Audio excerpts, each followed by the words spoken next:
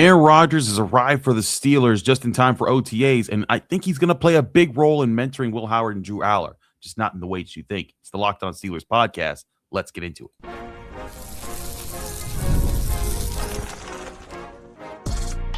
You are Locked On Steelers, your daily Pittsburgh Steelers podcast, part of the Locked On Podcast Network, your team every day.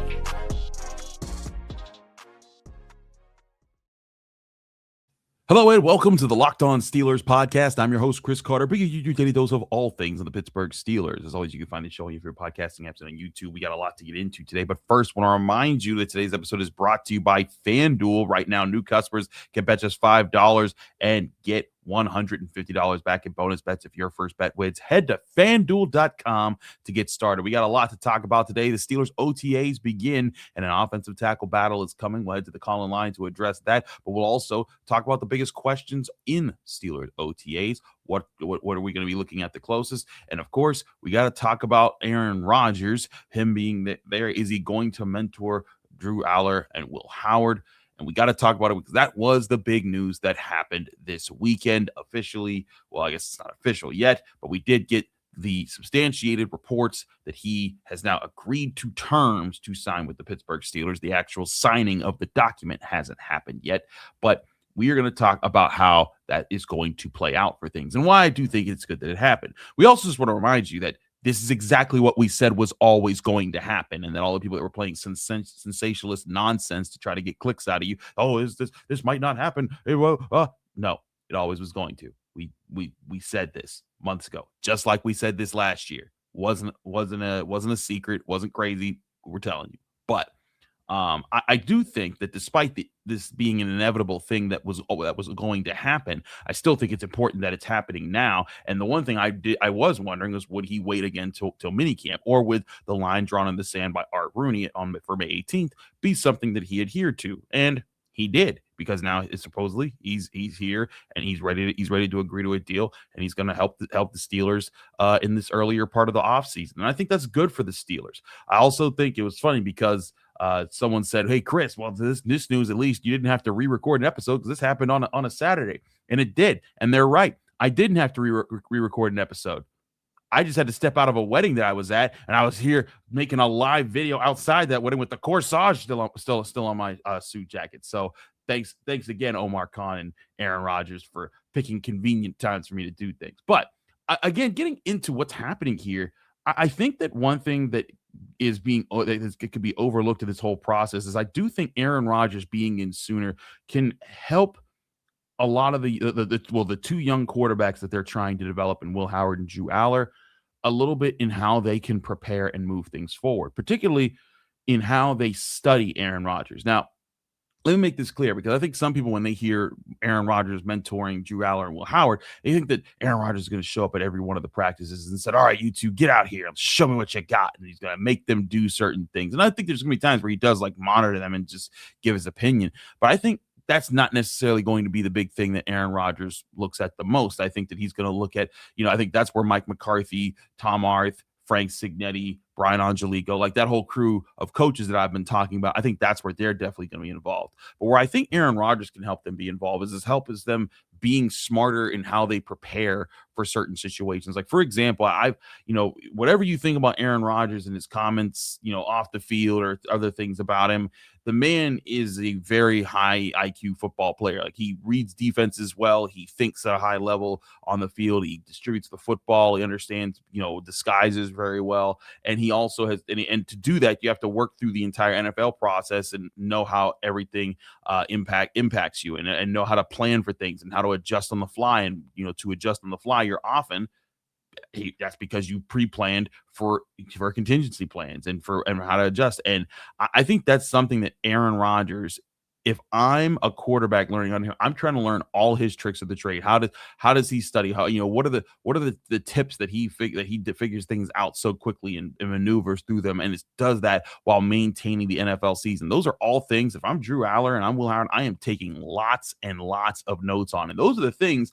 that can help you develop. And I don't think it's simply boiling down to what we talked about last week, where it's, they're working on their footwork, or they're working on the throwing motion, or they're working on this thing. And those are definitely part of it. I don't think Aaron Rodgers is going to be wasting his time doing any of that stuff trying to help them along. But I do think, for some of the challenges that come with being an NFL player, there's the week to week pace of things. Things are generally faster. It helps to kind of know people and to have people in your corner who know the grind of the uptick and change in pace that the NFL game puts pressure on young players when they're coming from college. And Will Howard may be a year out of college because he was on the team last year, but he really didn't get a chance to play. So he didn't get the chance to kind of experience that. Drew Allar coming from Penn State this year, I think that's something that he's going to need adjusting to, is the fast-pacedness of the game and how much more athletic everyone is, how much more complex the defenses are. And this is where he can get a leg up and say, okay, let me spend a year studying how Aaron Rodgers handles this week to week. And let me incorporate that into my weekly prep plans that I develop for myself during seasons. I think those are things that could really help the Steelers figure out more about these young quarterbacks sooner rather than later. And make the mistake, I don't think that either one of these guys start in Will Howard or Drew Allar start in place of Aaron Rodgers at any point this season, unless the season is completely lost or Aaron Rodgers is injured.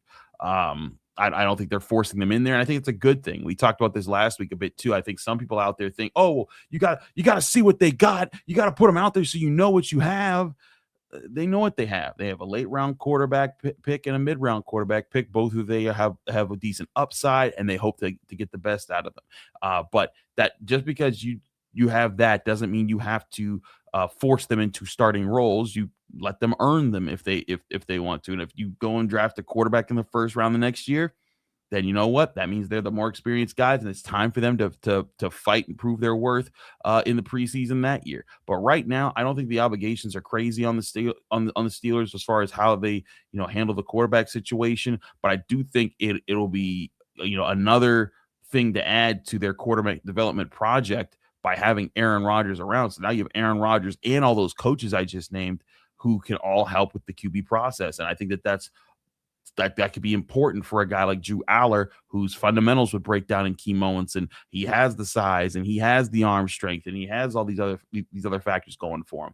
But if he doesn't get used to the pace of the NFL, if there's things that he can't adjust to the timing and the pace and the demand of the job at the NFL level, he won't make it. And that's something that gets rid of a lot of players when they get to the NFL is just that change up in pace that you have to pay so much attention to. So I do think that's going to be something that the Steelers benefit from Aaron Rodgers saying, hey, you know what? This is what I have. And more of it might even be less about what Aaron Rodgers does when he walks up to those guys. It might be more of just him being a consistent presence in the locker room that those guys can lean on to ask those questions. And I think it'll be good if they ask those questions, even if they become annoying at some point, because you want to get clarity. And while you're there and you have this high IQ quarterback who's definitely bound for the Hall of Fame in his first ballot, you learn from those people. You don't hide away from them. And I think that's something that the Steelers can definitely benefit from this time around when it comes to Drew Allar, Will Howard, and the quarterback room moving forward. Because I remember too, this is probably going to be Aaron Rodgers' last hurrah, most likely, I think. And with it being his last hurrah, his last ride, this might be a great time to pick up some traditions and pick up some practices that were really beneficial to his career and apply them to yourselves. And then, when push comes to shove and, people are figuring things out, then you're saying, hey, you know what? I picked up these skills from him because those are things that this is a learning opportunity where you can dish out and dole out important information for yourself and figure out how you can apply what you learned from Aaron Rodgers there. So I think that's a major opportunity for these young quarterbacks. And again, it doesn't stop you from drafting another young quarterback next year in the first round. In fact, it might even create a better culture for that quarterback to arrive. If Aaron Rodgers isn't there, they still have the same coaching staff. So they have all those coaching staff. Now they have two young quarterbacks that they've drafted at different stages of the draft who can bring that as well. So I think all of this adds up for positive things for the entire quarterback room, not just Aaron Rodgers. Also, the deal with, I think it was like $20 million with 25 in full incentives, right along the lines of what we were saying is like, probably a ramp up, but not anything crazy like $30 million or anything like that. But I think all of this, was a good sign for the Steelers that what they were talking about actually happened. They look smarter. They look right on for doing that, and that's a positive thing for their image. I want to talk more though about OTAs because they begin today. We'll talk about the biggest storylines in Steelers OTAs next year on the Locked On Steelers podcast. But first, I want to remind you today's episode is brought to you by Indeed. Workplace chaos, deadlines stacking up, inbox overflowing, and the one position you have to fill is still sitting open. When the pressure's on and you need the right hire, this is a job for Indeed Sponsored Jobs. Indeed Sponsored Jobs helps you reach the people who actually fit what you're looking for: skills, experience, location, so you're not just hoping the right candidate stumbles across your post. And here's a stat that says it all. In the minute I've been talking to you, companies like yours have made 27 hires on Indeed, according to Indeed data worldwide. So if you're hiring, spend less time searching, more time interviewing candidates who check all your boxes with Indeed Sponsored Jobs. When you need the right person to cut through the chaos, this is a job for Indeed Sponsored Jobs. Just go to Indeed.com/podcast right now and support our show by saying you heard about it on Indeed on this podcast. Indeed.com/podcast. Terms and conditions apply. Need to hire? This is a job for Indeed Sponsored Jobs.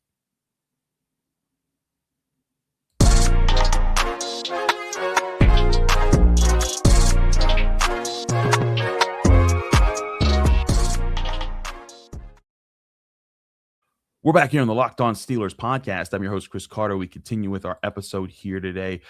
We switch now to OTAs, and that is, I think, going to be, that's where we're going to be at, for the next month or so, OTAs and mini camps. So we get to see a little bit of Steelers practices and the first real practices that we'll get access to since Mike McCarthy took head coach. And so I wanted to go over just some of the key talking points or biggest questions that I have about Steelers OTAs or about the Steelers themselves that maybe we can get a glimpse of during OTAs. Just not sure if we will. We're still learning out how these things will be paced. But and a lot of these topics are going to be things that might have been brought up before, definitely be brought up again, but this is more of an overlooking things that I want to see. And I got to start with the offensive line. We'll get more to that later, but who starts where, who lines up where. When we see OTAs, we couldn't really tell much with rookie camp because rookie camp was just rookies.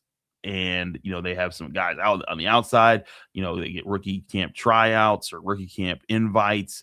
But this is going to be the first time where, presumably all the veterans are in place. And if the veterans are there, I want to see what the early lineup is. Where do they try to move things? Do they try to move Iheanachor around? It didn't seem like they were going to in rookie camp. Where they move Fautanu around? They move Broderick Jones. Is he healthy? Lots of those questions I think are and should be at the front of your mind if you're looking at the Steelers roster right now, because this offensive line was supposed to do a lot of heavy lifting for this team. And I do think that there's a chance that they could pull off that heavy lifting if they're able to get the right support. I think they need to be healthy. They need to be ready, in my opinion, for the adjustments that they're going to be making. This thing is going to be a much more heavier passing offense than they've had in recent years. And I think that all those things are things that the Steelers need to be paying a really close attention to all throughout OTAs and mini camp. Keeping an eye on the offensive line and their development. On the flip side, I'll be curious to see what they do on defense when they're lining up. And again, lining up in shorts or, anything like that, shorts and helmets, not actual, full pads and during the season doesn't always mean as much. It gives you a sense of what they're trying, because a lot of these things could be just experiments right there in the moment. But I'm curious on the defensive front, does Keeanu Benton stay at nose, or do they move him to 3 or tech more? Do they move him out of that position? Because that was a position where I think that the Steelers were hurting last year, was Keeanu Benton. Sometimes he could win at the nose, other times he'd get kind of swallowed up. And I think that that's where when he was more at the 3 tech, that's where you saw him being a bigger wrecker for the Steelers. And I think that could be something good. But again, they have Derek Harmon and still Cam Hayward. So I think Benton's trying to figure out what his place is in the Steelers defense. But finding that place, I think, is going to be important for this team, because I think that Derek Harmon, they need him to be healthy. I think that he took a good first step as far as, the eventual replacement for Cam Hayward. I think they could still use one more D tackle there, but Sebastian Joseph Day, a veteran that they brought in, Y.A. Black, we all saw him last year. They've got options at D tackle, so I don't think that that's a terrible situation to be in at all right now. But I am curious who starts out at nose. Is it still Keeanu Benton, or do they rotate someone else in there? My other big thing that I'm going to be looking at in OTAs, who's starting at free safety? I'm assuming it's going to be Jalen Ramsey or Jaquan Brisker, the way they were talking, but this is something that I think it should not be overlooked. The Steelers don't have a traditional free-ranging free safety, a guy that can cover the back end of the field, the way Minka Fitzpatrick did for, 5 or 6 years he was with the team. But his ability to, to play that deep center field and sprint to the point and make a play on the ball, that was very important. Now, I think they're going to be doing that less in this new iteration, because I think what's going to happen is you're going to see a lot of drop, two post safeties, two high safeties, kind of splitting the field. So not as much center field work, but providing backup to the Steelers cornerbacks so that they can be aggressive when they need to be aggressive, and so that they don't have to be aggressive when you got backup. So I think that that it's going to be interesting to see where these safeties do that. I think is a big part of that. So I think that where the safeties are, who the safeties are, where they live, where they're deployed, who's the deep safety, all of that I think is very relevant to what the Steelers defense needs to do. So offensive line, defensive line, safety. Another thing that I look at, and we're going to talk more and more about, where I think we're going to be able to talk to a Steelers receiver later today, is how do the receivers line up? Where are they put? Because we get the understanding that Mike McCarthy wants 3 receivers at the top of the lineup that can move to all 3 positions. So DK Metcalf, Michael Pittman, Germie Bernard. All 3 of those guys moving around. Do we see that moving around? If we see that moving around, it's a good sign for the development of the offense and things that are going there.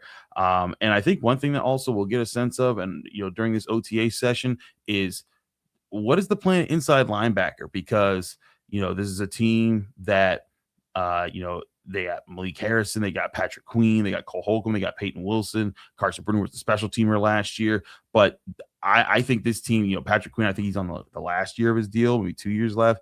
But I think Patrick Queen is a guy that, needs to be kept clean a bit more by the defensive line. And then when he gets his opportunities, he needs to make plays. I'm also curious what's the future of the linebacker group, because I always thought with the addition of Patrick Queen, they expected him to stick around for like a very long time, kind of like how James Ferrier did out of free agency when they got him. And granted, Patrick Queen does not look like James Ferrier just yet. But I'm also intrigued to see what do they do with Peyton Wilson, because I think Peyton Wilson is still a really good athlete. I think he can get after it, but he had some mistakes, and so I'm curious what how where he is and how things move forward. So between all the things that we're talking about here, wide receiver, offensive line, safety, D tackle, linebacker, lots of questions for the Steelers. But hey, questions are what we do here on the Locked On Steelers podcast. And in fact, we'll get to one of your questions on the next segment here, right here on the Locked On Steelers podcast. Did your question make it in? We'll talk about that next here. Stick with us. I'm Chris Carter. This is the Locked On Steelers podcast. But first, I want to remind you today's episode is brought to you by FanDuel. The NBA playoffs are here, where every possession matters, every matchup is magnified, and every game can swing on a series. And right now, FanDuel is giving new customers a great way to get in on the action. You could bet just $5 and get $150 in bonus bets. If your first bet wins, the app makes it easy to follow the action with player stats, trends, and matchups all in one place. And during the playoffs, the extra insight really matters when you're looking at stars, role players, and key moments. It just makes the entire playoff experience more engaging from start to finish. Tonight, the Thunder start the Western Conference Finals as 6.5-point home favorites in Game 1 against the Spurs. And tomorrow, the Knicks open Eastern Conference Finals as 7.5-point home favorites against the Cavs. Where you put your money, do so at FanDuel.com to sign up today. FanDuel, play your game.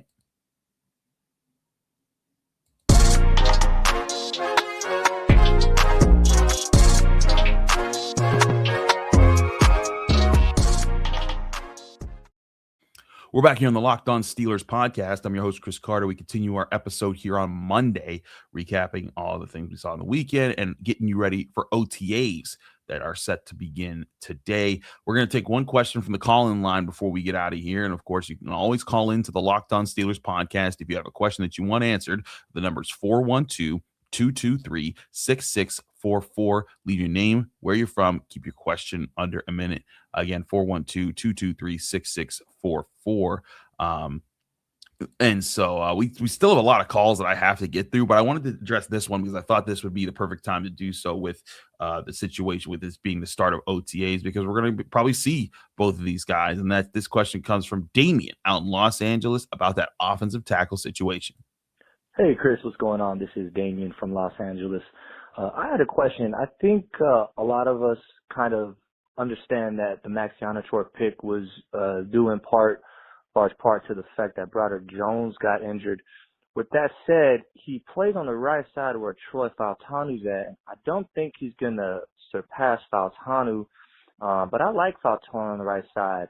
Do you think, though, that maybe even though we speak about Max Iheanachor, like he can't move to the left side because of his inexperience, that maybe we're overlooking the fact that his lack of experience, but his natural ability maybe makes him more viable to be able to learn the left tackle position? Because, again, he doesn't have much starting experience or NFL experience. And I think we are kind of overlooking the fact that maybe his natural ability and his ability to learn actually makes him a better candidate to surpass Dylan Cook on the left side and be able to still keep Troy Fautanu on the right. Let me know what you think. That's how I think about it. And I think maybe he has potential to go to the left side. Maybe he's just a quick learner and we're just overlooking the fact that there's something he could do. Anyways, thanks, Chris. Love the show. Have a good one.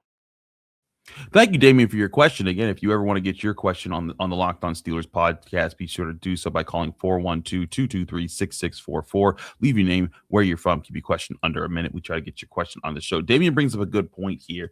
I do think that from the initial talk with Max Iheanachor at rookie camp, that they are going to try to put him at right, which tells me they'll probably try to put Troy Fautanu at left. But what I'm intrigued and interested in seeing how this week plays out at OTAs, when we see the offensive line up to just do some steps and some drills, will we see Troy Fautanu at right and Broderick at left, or Dylan Cook at left, so that Troy can still work there? Or will they move Troy to left and say, we want you to just get back used to that right now, because he did play left tackle in college?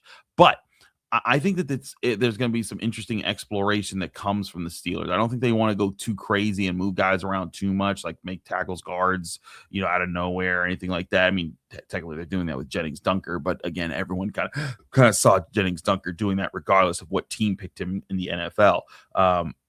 But I just think the Steelers, they have multiple options in front of them. There's several different variables of how the season could play out. The offensive line could play out. The quarterback situation play. There's so many variables. And so right now you want to kind of give yourself the best different, more paths to success in this situation. And so more paths to success for me, if I'm the Steelers, I'm looking at that offensive tackle situation and saying, which paths are going to give me more chances. And I think right now, if you're the Steelers and you try to, see if Troy Fautanu can play a little bit on the left, it might be about, hey, do I feel confident that if I put Broderick Jones back in there at some point that he's going to be able to handle the left side? And then we just wait to see how things play out and where Max Iheanachor comes to. Or do you feel that right now Max Iheanachor has got it more put together than Broderick Jones? I doubt that, because Broderick Jones, has had to take leaps himself. So I think that he is going to still be interesting there as long as he's healthy. But again, the health is the big question there. So I just think the Steelers, they still have to figure out, where they want certain guys. But I do think they definitely have an idea. And I think, again, they're not going to be trying to shuffle and shift unless there's more injuries, I think, moving forward. I think in general, the Steelers are going to have this approach, and Mike McCarthy's all but said this, that like they want to know who their offensive line is. They don't want to be guessing all the time. They want to make sure that's a stable, sturdy part of the team, that they know a sense of where everyone fits in the piece of the puzzle. And so if I'm the Steelers, I am trying to figure that out. But there is an offensive tackle battle coming. And to me, it's gonna be can Broderick Jones battle with his health, get back to full practice when it's time to do that, and then how does he fare against Max Iheanachor as a better option for the Steelers as a starter offensive tackle. Make no mistake, Troy Fautanu, he's still in the mix. Was one of the best tackles in football last year, in my opinion. Definitely, had to come up a little bit against the Texans with their edge rushers. But I think that he's a guy, from what I've seen, he learns fast, he studies his mistakes, and he grows from them. And if he does that, I think that could be a really good thing for the Steelers moving forward. But again, that's why I think that it's a given that he's going to be the starter, and Broderick Jones is going to be the guy that's trying to fight for his job a little bit more so. With Max Iheanachor being drafted, but lots still I think that could happen with the Steelers when it comes to this offensive line. Jennings Dunker, how soon does he get to go to guard? Or how soon does he get to play at guard? Because he hadn't done it for forever. So I think that there's a lot of shakeups on this offensive line coming, and it could still come more with the battle that's going to be between the offensive tackles in training camp, which I do think will be a fun thing to see, because we can't see it right now. Right now, we're looking at alignment. Right now, we're seeing what are they studying? What are they working on to improve themselves? Talking about the offensive tackle and in general, the offensive line at this stage of the off-season process. Training camp, we see the guys hit, then we can determine some things.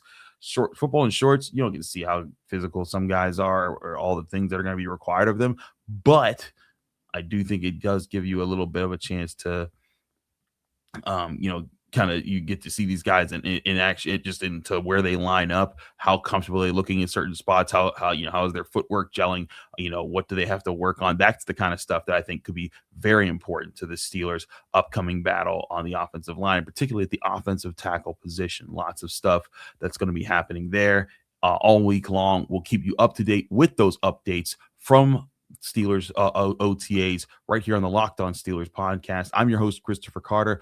Follow me on Twitter, Instagram, TikTok, Blue Sky, wherever you get social media. My handle is always at Carter Critiques. Read my work in the Pittsburgh Post-Gazette by going to post-gazette.com, and find me here every day, Monday through Friday, on your favorite podcasting apps and on YouTube.